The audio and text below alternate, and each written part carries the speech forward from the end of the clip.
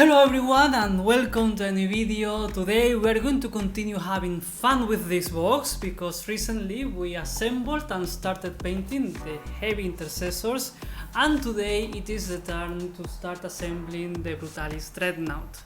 Here we have 3 sprues that will allow us to build a Brutalis Dreadnought, but of course, as usual, I think that it's going to be nicer if first we check the instructions and then we take a look at the bits. This time, instead of using the Augustus Strike Force instructions like we did with the heavy intercessors, we are going to check the proper Brutalis Dreadnought instructions. Because this is my second Brutalis Dreadnought, I assembled and painted this one long time ago, but of course I'm going to leave the link in the description for this specific Dreadnought, and for this one we are going to try to do something completely different. Okay, so here we have the instructions, and as you can see, the main choice in this specific Dreadnought is that we can choose the specific arms that we want. And even if it's not highlighted here in colors, we can also change the weapons. These ones are heavy bolters and these ones are multi-meltas. And that we can see here when we choose the specific weapons for the chest. And then the building is quite straightforward, quite fun. I have to say that for me Dreadnoughts are very fun to assemble, and they are very nice kits in my opinion. As you can see here, this is a very fun thing that we can do, that we can leave it and we can open it and close it as we want. So it's quite fun. And aside from that, the other choice that we can make is here for the front of the Dreadnought, which is interesting. It's nice that we have that option as well. And aside from that, it's quite straightforward, I will say. It's a little bit complex to build them because there's like a very small steps, but once we continue, the results are very nice. As you can see, this one we can open, and it's very nice because like that it's also much easier to paint every detail around, so it's very interesting. The legs are also very fun because as you can see, we are not going to glue this part, so we can move it, and like that is super nice because we can repose the legs of this Dreadnought quite easily. And that's something that we can see here. They are giving us like 2 main options. I like this kind of details because it's very nice and interesting when we can have several Dreadnoughts in our army, or we can see other people's Dreadnoughts and they can be in different positions because maybe the pose that I like is different from the pose that you like. And here we have different ways to pose them. It's not just that we can move the arms, no, here we can also move the legs. And once we decide the position of the legs, we are just going to glue a lot of armor to them because this is a heavily armored Dreadnought, and I love that, to be honest. Then here we can see how we're going to start assembling the arms. And I mean, as you can see, it's small steps and the same. We are not going to glue every part. We have to respect the parts that we don't have to glue, because thanks to that we are going to be able to repose the arms, because as you can see here we can move them quite nicely. So yes, I will take it closer, and that's very nice. That's good because, as I said, we can also repose the arms in the position that we want them to be. Once we have the arms ready, we just need to choose the weapon loadout for the hands, and yes, first we can see how to do the claws. I have to say that I love them, they look awesome. When I think about the Brutalis Dreadnought, I think about these claws and I love them. But I think that this time I'm going to go for this specific weapon loadout because I want this Dreadnought to be completely different, so this is a very good starting point. And it also looks interesting, like this regular Dreadnought hands with the bolters around. So yes, it also looks interesting. And once we are here, we just assemble the last details and we put the arms. As I said earlier, there's no need to glue it. We are just going to put the arm, turn it, and it's going to stay there forever. And that's very nice. We choose the specific arms that we want. We just need to glue the shoulders. And after that, we have our Dreadnought in the specific position that we want. So that's it. In the end, we just choose the decoration that we want for it, and we have it. From my perspective, Dreadnoughts are possibly one of the best Space Marine kits because they give us a lot of options and customization and possibilities, and there's like a lot of things that we can do with them in terms of how we want to pose them, and they are also looking super cool. They have like a lot of different weapons. I really like the Space Marine Dreadnoughts. Here we have the first sprue, and as we can see, this is a very recent kit, which is very nice. And I mean, for most of it, there's not much to take a look. Like for example, we have here bits that they are going to make sense when we glue them together, but here for example we have part of the multi-melta, more of the multi-melta. Here we have one of the main parts. Here we have for the sarcophagus. So yes, it looks nice. And as I said, we're going to be able to open it and close it, so we are going to be able to paint this quite easily. Here we have the heavy bolters, more of the multi-melta, and here we have different parts of the dreadnought. As I said, this is going to make sense once we start assembling everything together. This sprue is mostly related to the hands, because we can see all the claws, the regular fingers. We have yes, we can clearly see that this is going to be a hand, and we have part of the arms around. Here we have the shoulders. So yes, this is starting to look interesting. Here we have the other half of the gun that it's going to be on top. And as I said, this is going to make sense once we start assembling the miniature together, because if I show this bit, for example, there's not much to see here. Here, for example, we can have a closer look to the bolters that the dreadnought has, so it's nice. And the same here, we have parts of the legs, I think, parts of the torso, and lots of armor for this dreadnought and different bits for it.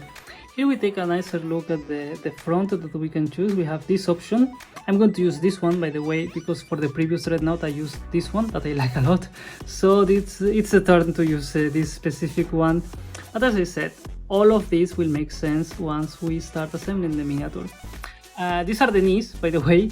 They look very nice. As I said, I like this dreadnought because he looks the most armored among all the Space Marine dreadnoughts, and I really like this kit, so I'm going to have a lot of fun assembling this miniature. And I forgot to mention that we're going to assemble this miniature in a 90mm base. We checked the instructions, we checked the sprues, so now let's start assembling this dreadnought.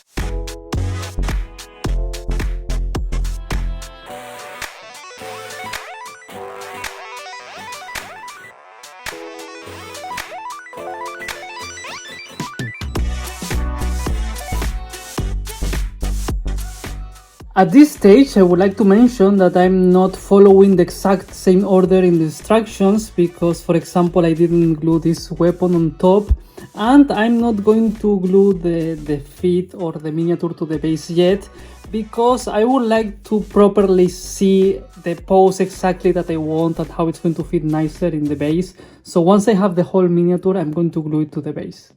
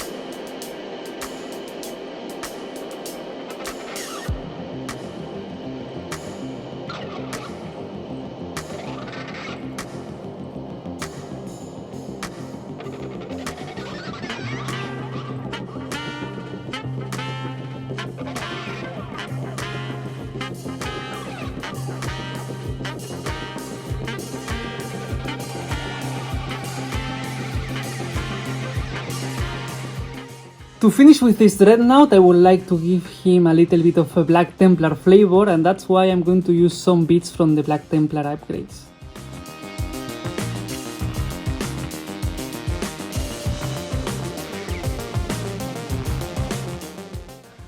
And this is it, this is the final result, this is my Brutalis Dreadnought fully assembled. Here we have them side by side, and as we can see, this is what I wanted. They look completely different. I still prefer much more this specific Dreadnought because I love those claws with the multi-melters. I think that this is like, when I think about a Brutalis Dreadnought, I think about this specific miniature. But I wanted something different, and of course I'm going to leave in the description the links to this specific miniature. But with this one, we can see that yes, I wanted something different. Because of course I didn't want to paint the exact same miniature, so yes, here we have totally different weapon loadouts. Every possible weapon that I was able to change, I changed it. We have different arms, with this one has the bolters, this one has the nice claws. We have the different weapons in the chest, this one has the heavy bolters, this one has the multi-meltas, and I even added different Black Templar markings, like this one has this big one, and this one has two small ones. So, as I said, I'm happy because I wanted to have a completely different looking miniature, and yes, I think that I achieved that.